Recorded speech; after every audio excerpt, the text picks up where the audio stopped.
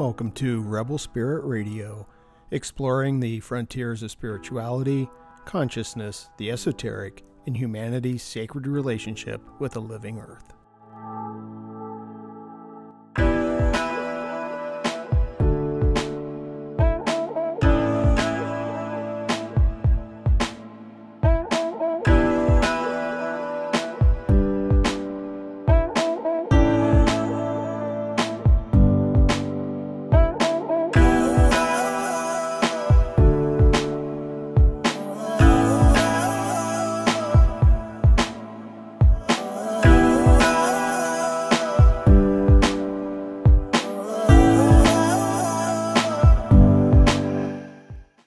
Greetings, faithful listeners. I thought to bring in the new year, I would do my very first solo show. I'm going to examine 2022 through the archetypal lens of Tarot. There is a method in Tarot where you can determine the card for the year by adding the numbers of the year to find the corresponding card. When added together, 2022 comes to 6. So the card for the year is the Lovers. I'll also address a few other related cards as well.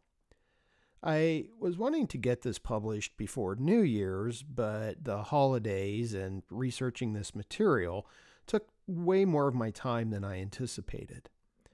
Aleister Crowley wrote that the Lovers card is one of the most obscure and difficult of the major arcana, and I think that's true. So I hope getting this to you the second week of January is still acceptable and helpful. Before diving in, I'd like to say a few things about my approach to Tarot. I've been working with Tarot for over 35 years now. I bought my first deck when I was 16. It was the classic Rider-Waite-Smith deck. That's the deck, if you're not familiar with Tarot, that when you hear Tarot, the imagery from the Rider-Waite-Smith deck is probably what comes to mind. Now, I typically do not use the Tarot for prediction. I'm not saying that Tarot can't be predictive, because it certainly can, but that's not how I typically read Tarot. I usually refer to my approach as archetypal. What I do is I unpack the symbolism in the cards using what Jungians call amplification. So I'll be drawing upon myth, religion, philosophy, psychology, the esoteric tradition, including astrological symbolism.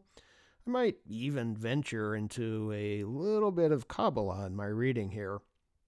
The Tarot is an oracle. And ultimately, I think the purpose of any oracle, as the entrance to the oracle at Delphi reminded us, was to know thyself. The cards are meant for self-examination and growth. So that's what I'll be doing, examining the Lover's card for wisdom that can be applied throughout the year.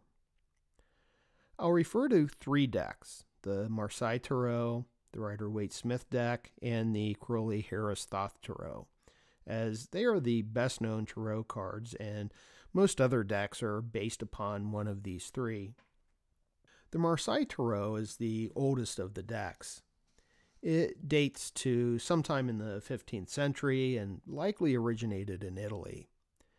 In the Marseille deck, card 6 is singular, the Lover. It depicts a man standing between 2 women. The woman on the left, who the man is looking towards, seems older and wears a crown. She has her hand on his shoulder. The other woman appears younger, and she has her hand on the man's heart. Above all of them is Cupid, with his arrow drawn, and it seems to be pointing directly to the younger woman's hand on the man's chest. Now, this has been interpreted in a number of ways.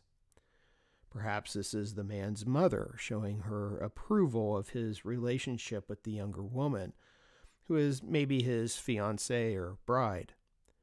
Or perhaps the woman with the crown is the man's wife, and the younger woman is his mistress. A traditional interpretation of the card is that it represents a man attempting to choose between 2 women, or a bit more abstractly, between vice and virtue. In his book, The Way of the Tarot, Alejandro Jodorowsky writes that this is a card of union and disunion, of social and emotional choices. However, the anonymous author of the Christian Hermetic text Meditations on the Tarot notes that, quote, the choice before which the young man of the sixth arcanum finds himself placed is of greater significance than that between vice and virtue. It is a matter here of choice between, on the one hand, the way of obedience, poverty, and chastity, and on the other hand, the way of power, richness, and debauchery. End quote. For the author of the Meditations, the central theme of the Lover's card is, perhaps ironically, the practice of the vow of chastity, which they note is the fruit of obedience and poverty. In an article published on the Catholic Exchange, Dr. Donald DeMarco, professor emeritus of St. Jerome's University and an adjunct professor at Holy Apostles College, notes that in the Russian tradition, chastity is referred to as the wisdom of wholeness, as is the virtue that moderates libido, the sexual appetite, and brings it into balance with reason. While the popular understanding of chastity is abstaining from sexuality, DeMarco notes that chastity is not the complete renunciation of sexuality, but the right use of it. As with all virtues, chastity is to be guided by practical wisdom. Unchastity is when we abandon reason and give in to desires, which DeMarco observes causes a blindness that leads directly to imprudent behavior. I'm quoting here, a person who is inflamed by lustful desires is hardly in a position to do what is good for himself or anyone else. This observation is consistent with the Four Noble Truths of Buddhism, which identifies desire with the cause of suffering. This desire is bound with greed and the trappings of sensual pleasure. In the Buddhist way of life, lust is identified as one of the three poisons that keep us trapped in a never-ending cycle of rebirths. This desire is a thirst, tanha, which Wapula Rahula writes in What the Buddha Taught, includes not only desire for and attachments to sense pleasures, wealth, and power, but also desire for and attachments to ideas and ideals, views, opinions, theories, conceptions, and beliefs. According to the Buddha's analysis, all the troubles and strife in the world, from little personal quarrels in families to great wars between nations and countries, arise out of this selfish thirst. From this point of view, all economic, political, and social problems are rooted in this selfish thirst. The author of the Meditations makes a distinction between pleasure and joy. From my reading, they seem to assume that joy is a higher pleasure. They identify it as the experience of the whole person. Perhaps pleasure is fleeting and sensual, whereas joy is more akin to the Greek idea of eudaimonia, which is often translated as happiness or flourishing, but literally means a kind of good-spiritedness. Eudaimonia, according to Aristotle, is the chief goal of life, and virtue is a necessary condition for its achievement. The meditation suggests that the person who integrates pleasure with joy has both, and therefore is a more complete, a more whole human being. The gratification of appetite may bring about pleasure, but it cannot bring about joy, which is the experience of the whole person.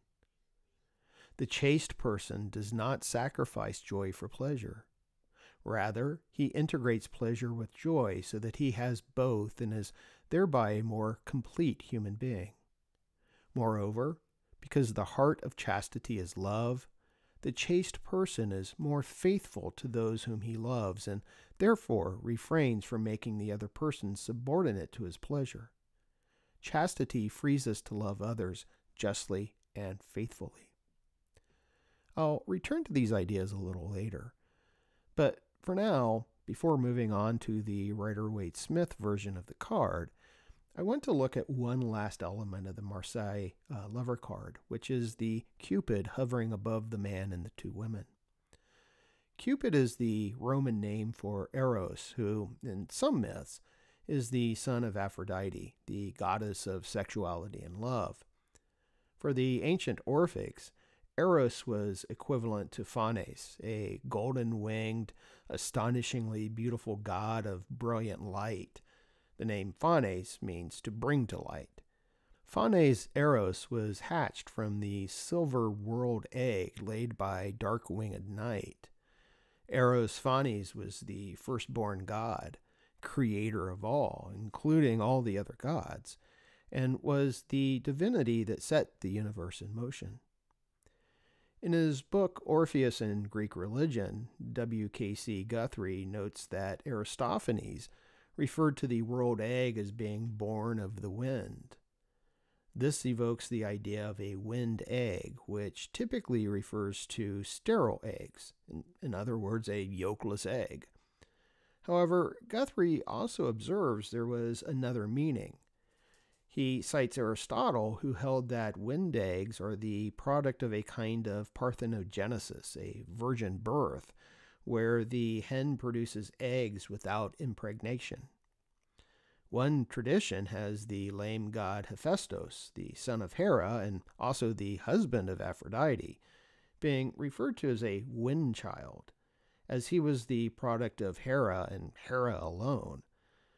The idea behind Aristophanes saying the world egg was brought on the wind, Guthrie suggests, is that the, quote, soul, the life principle, either is itself air or being of a similar substance is blown about with the winds and is drawn into the body at birth. The breath is the life, end quote. The connection of breath and the soul is common in the world's religious traditions.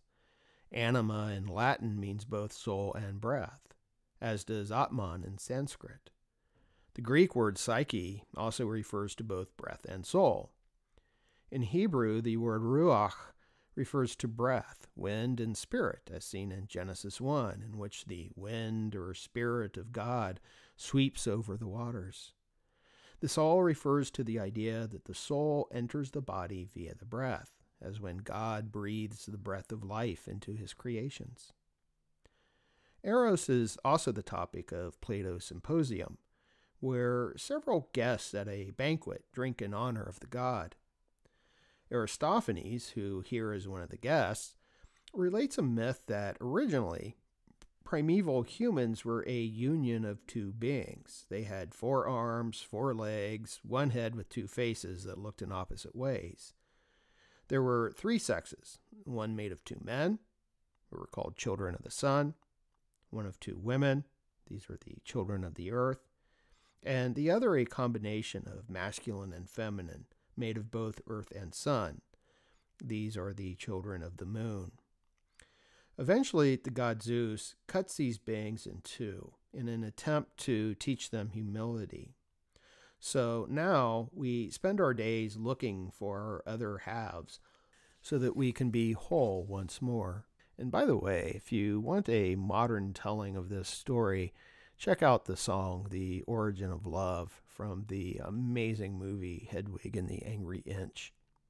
For Socrates, the virtue of Eros lies in the good and the beautiful. Indeed, the philosopher, that lover of wisdom, strives for the union with divine beauty that is absolute, separate, simple, and everlasting, and never changes.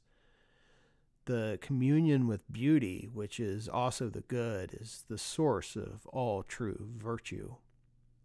As Richard Tarnas explains in his book, The Passion of the Western Mind, quote, Eros is a complex and multidimensional archetype which at the physical level expresses itself in the sexual instinct, but at higher levels impels the philosopher's passion for intellectual beauty and wisdom, and culminates in the mystical vision of the eternal, the ultimate source of all beauty.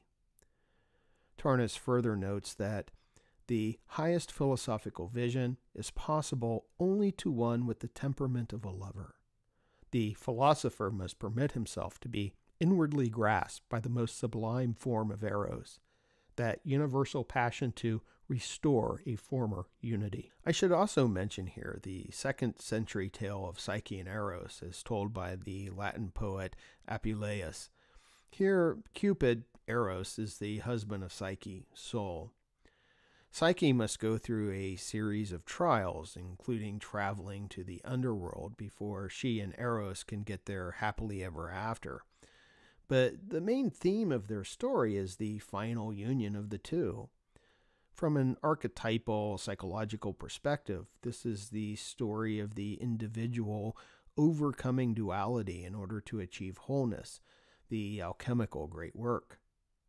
As Robert Wang notes in his book, The Kabbalistic Tarot, the lover does not represent the mundane love of two persons, but rather the, quote, dualities of a single individual willfully united in pursuit of divine love, end quote. This is the divine love of Socrates, the goal of the philosopher, the culmination of the quest for the philosopher's stone.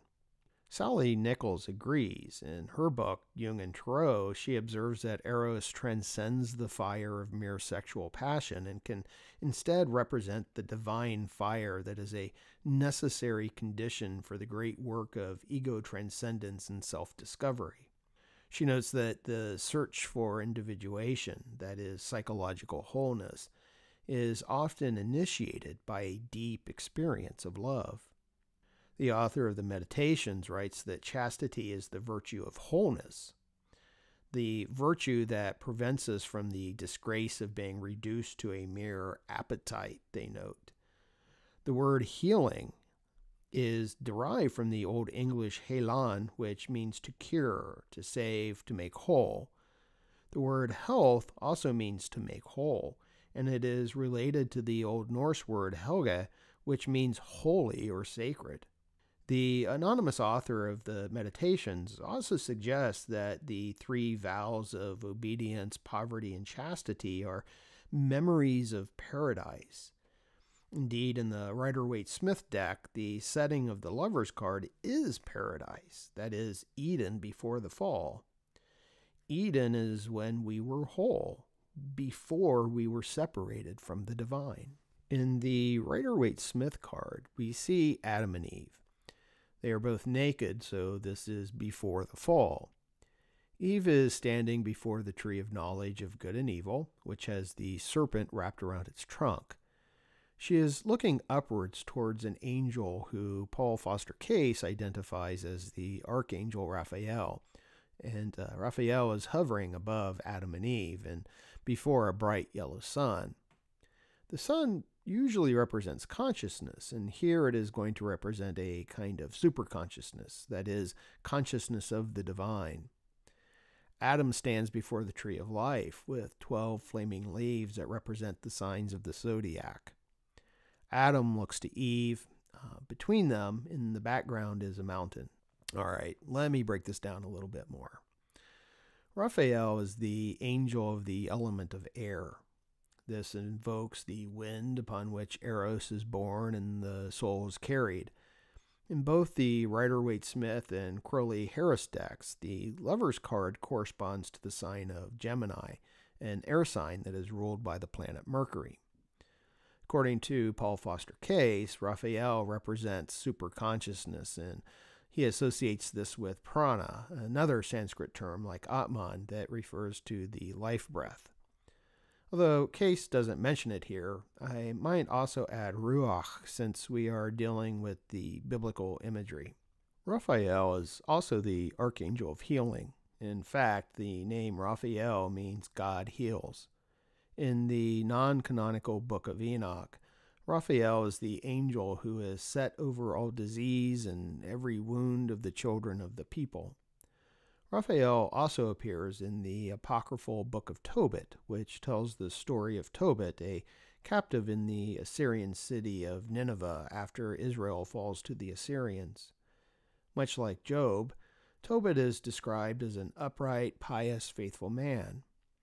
However, he was blinded while sleeping outside with his face uncovered, and sparrow droppings fell into his eyes. The book of Tobit also tells of the plight of Sarah, who was tormented by the demon Asmodeus, who killed 7 of her husbands on their wedding night before consummating the marriage. God sends Raphael to heal Tobit and to drive away Asmodeus after both Sarah and Tobit had prayed for death. As for the mountain in the background, Case notes that in myth, mountains are often the abode of the gods and that they call to mind climbing, aspiration, and the possibility of attainment. Case writes that we all have peaks to climb and the incentive to action. The disposing element in our consciousness which leads to volition has always in the background this idea of climbing above our present level. The mountain then represents the alchemical magnum opus, the great work, the spiritual task of purification, the joining of opposites and transformation. It is the work of becoming whole. This would be a good time, I think, to bring in another card, card 15, which also reduces to 6. That card is the devil. The Rider-Waite-Smith deck makes clear the connection between the lovers and the devil. In the devil card, a man and a woman, presumably Adam and Eve after the fall, are chained to a block upon which crouches a winged and horned devil. This is the shadow side of Eros. This is that grasping, possessing kind of desire mentioned previously, what the Buddhists identify as the source of all suffering. Both human figures are horned and have tails, perhaps representing giving into not only their animal desires but their vices, the lower part of themselves. Between the devil's horns is an inverted pentagram symbolizing the privileging of the material over the spiritual. The devil also holds a torch that is pointed downwards. This is not the fire of divine love, but the flames of what is lower and base. If the lovers is read as a choice, then the devil is what appears when the wrong choice has been made. It is to remain in duality, incomplete and divided, possessed by our desires and projections, separated from the divine. This is the soul trapped in matter, in need of healing. It is the unpurified lead that the alchemists, by engaging in the great work, attempt to transform into gold. I think the card that best represents the great work of alchemy is the Crowley-Harris Lover's card. There's a lot of symbolism in this card. At the bottom are 2 children, one black, one white. The white child is holding a cup and carrying a bouquet of roses. The black child is carrying a club and holding a lance in the other hand. Between them is the winged Orphic egg entwined by a serpent. This, of course, brings to mind the Orphic creation myth. The egg is gray, symbolizing the mingling of black and white, the union of opposites. Crowley also notes that this signifies the cooperation of the 3 supernals on the Tree of Life. That would be Keter, Hukma, and Bina, which exist in the archetypal world. Keter is unmanifest infinity, the source of all, that which everything comes from and to which everything returns. Hukma is the divine father, the will to force, and Bina the divine mother, the creative aspect of the divine. The children stand before a black king wearing a golden crown with gold representing the masculine sun, and a white queen wearing a silver crown with silver representing the feminine moon. The king has serpents on his robe, while the queen has bees on hers. Both represent life and fertility. The king is also bearing the sacred lance and the queen the holy grail, and they are holding hands, showing that they consent to the marriage. The king is flanked by a red lion, the queen by a white eagle. Crowley notes that these are the symbols of the male and female principles in nature. The king and queen, the white and black child, all stand before a hooded figure that towers over them. According to Crowley, this is another form of the Hermit, which is associated with the god Hermes or Mercury. And Mercury, of course, is the ruler of the sign of Gemini. The figure is shrouded to, quote, signify that the ultimate reason of things lies in a realm beyond manifestation and intellect, end quote. The hermit is holding his arm straight out over the divine couple and the children in what Crowley identified as the sign of the Enterer and a sign of benediction and consecration. It is as if, Crowley observes, he is projecting the mysterious forces of creation. Around his arms is a scroll, which almost seems to be in the shape of a lemniscate, that is, the infinity sign. There is something sacred and mysterious happening here. Behind the hermit, at the upper corners of the card, are Eve and Lilith. In the Book of Thoth, Crowley appeals to a legend in which Lilith is the mother of Abel, Eve the mother of Cain, and he identifies the two children as Cain and Abel.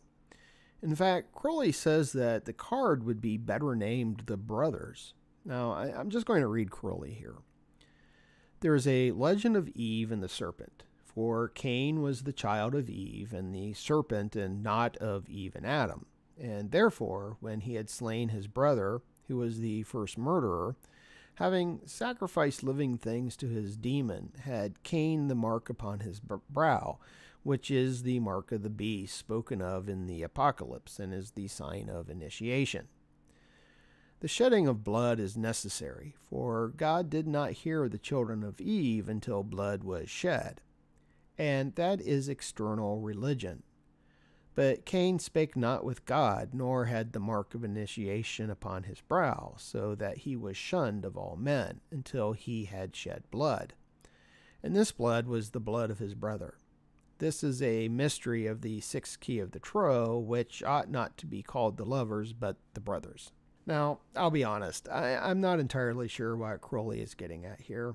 I'm certainly no expert on Crowley. My best guess is that he is making a distinction between external religion and esoteric mystical experience.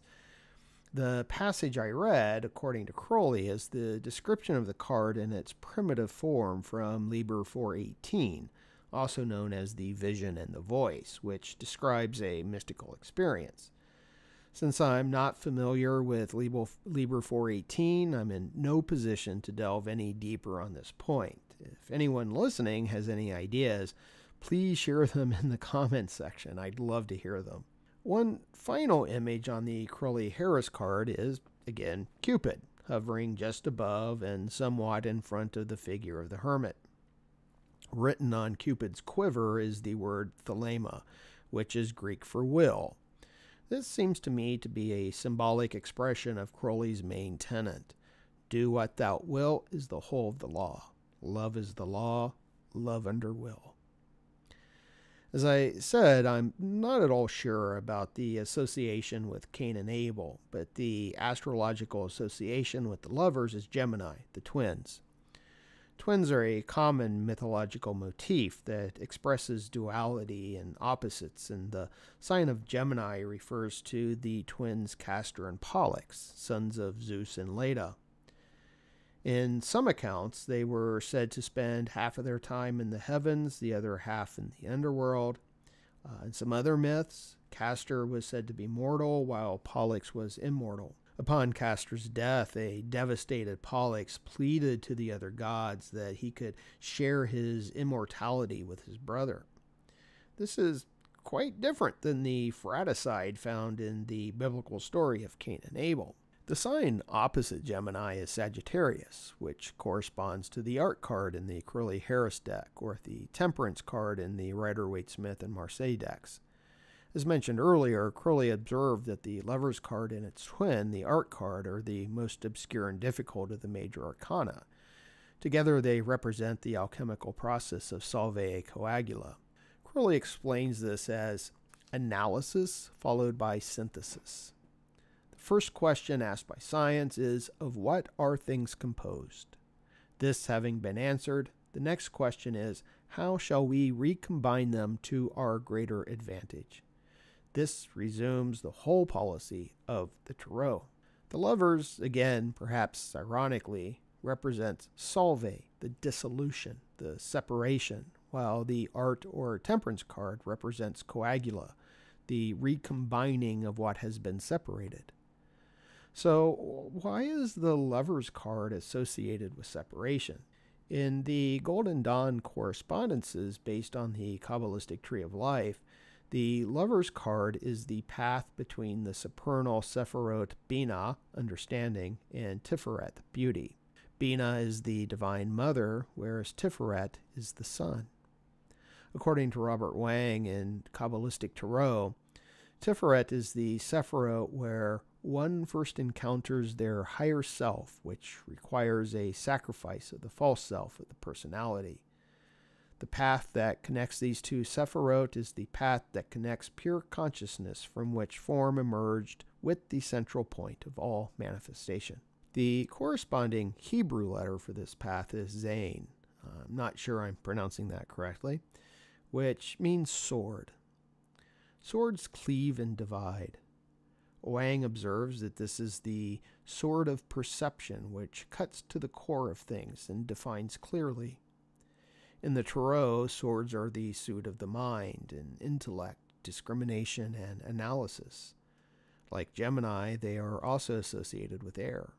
Now, while the major arcana is represented by the paths that connect the Sephirot, I can't help but to notice that Tiferet is the sixth Sephirot, so perhaps, given that 6 is the number of the year, it wouldn't hurt to take into consideration the symbolism of Tiferet. Wang writes that Tiferet is the light of the soul, on which the life of the soul depends, and that devotion to the great work is the virtue assigned to Tiferet.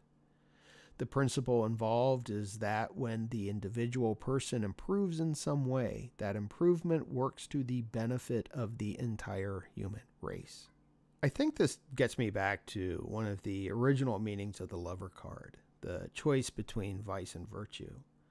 This is one of my particular soapboxes, the need for virtue, especially in politics. This has been understood for a very, very long time.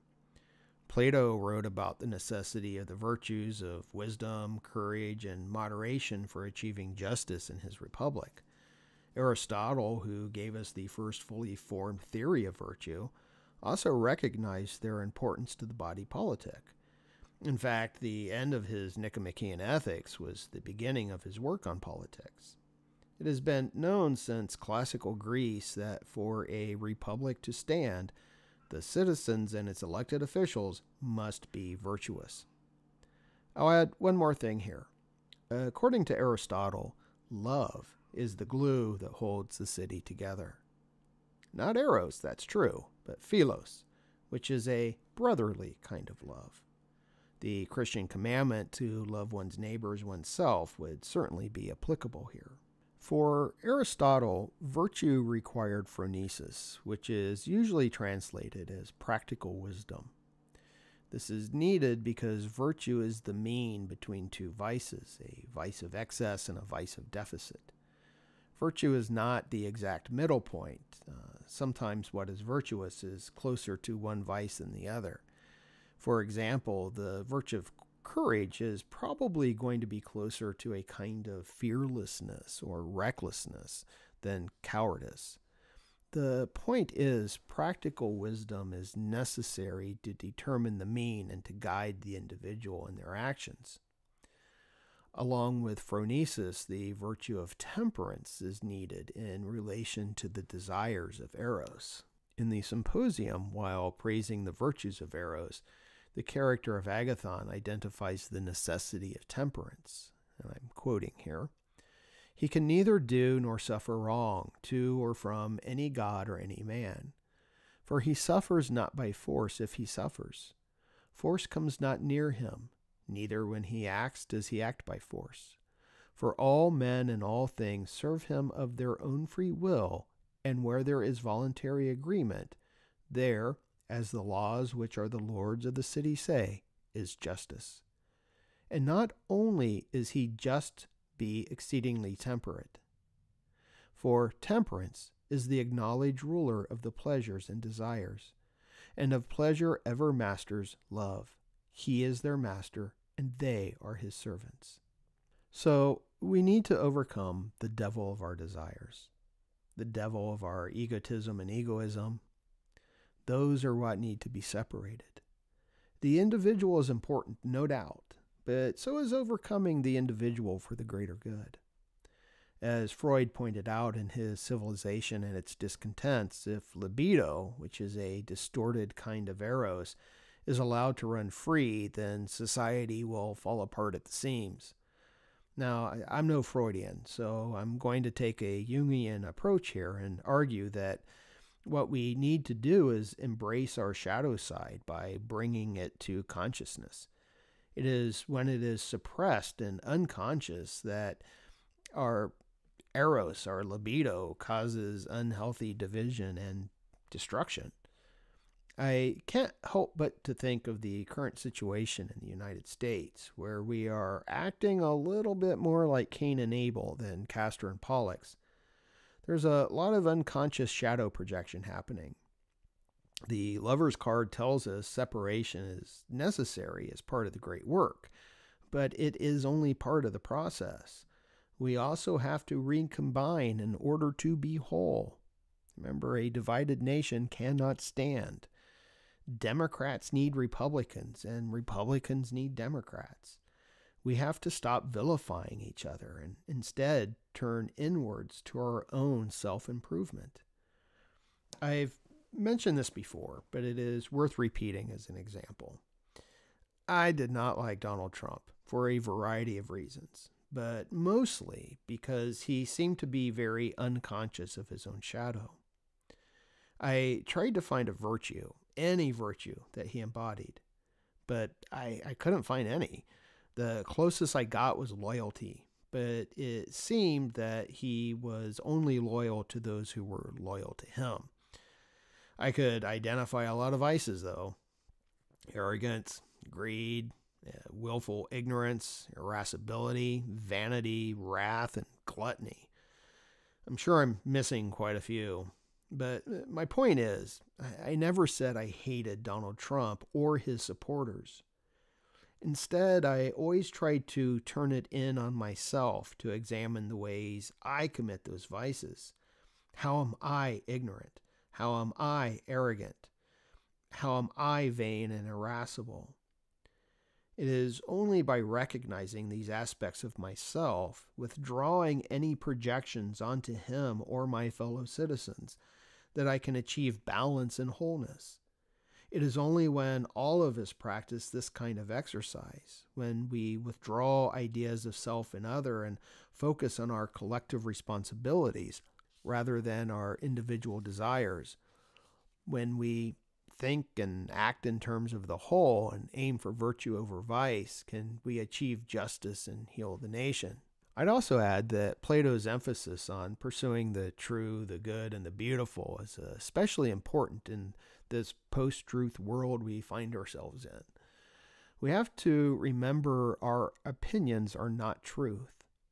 I quoted from Wapola Rahula earlier, where he identified attachment to ideas and ideals, views, opinions, theories, conceptions, and beliefs as a source of suffering. I think it is clear that our ideologies are causing great suffering now. For Plato, knowledge was justified true belief. Opinion was the stuff of shadow. Ideas are ephemeral. Our fellow citizens are flesh and blood, our brothers and sisters, and worthy of respect. We need to see each other as real again, not just as stereotypes and caricatures. We need to love one another, which means to experience each other in our full reality, which can awaken us to the reality of ourselves, the reality of a world outside of the shadows of opinion and belief, and awaken us to the reality of the divine.